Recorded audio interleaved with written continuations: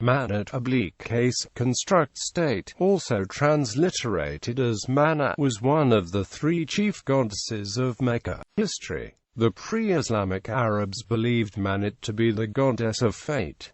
The followers prayed to her for rains and victory over enemies. She was possibly connected to the Mesopotamian goddess Ishtar, who also had the title Menuchu. She was known by the cognate name Manāh to the Nabateans of Petra, who equated her with the Greco-Roman goddess Nemesis, and she was considered the wife of Hubal.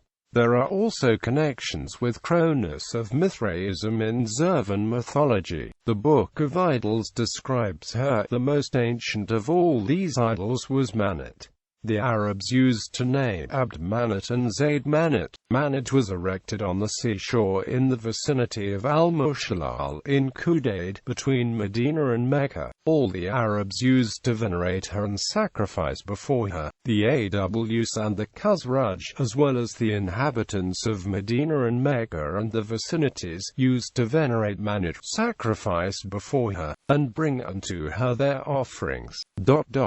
The Aws and the Khazraj, as well as those Arabs among the people of Yathrib and other places who took to the way of life, were wont to go on pilgrimage and observe the vigil at all the appointed places but not shave the heads. At the end of the pilgrimage, however, when they were about to return home, they would set out to the place where Manāt stood, shave the heads, and stay there a while. They did not consider the pilgrimage completed until they visited Manāt. The ruling tribes of Al-Madinah and other Arabs continued to worship Manāt until the time of Muhammad. The temple of Manāt was raided and the idol was destroyed on the orders of Muhammad, in the raid of Sayyid ibn Zayd al-Ashali, in January 630 AD, in the vicinity of Al-Mushalal.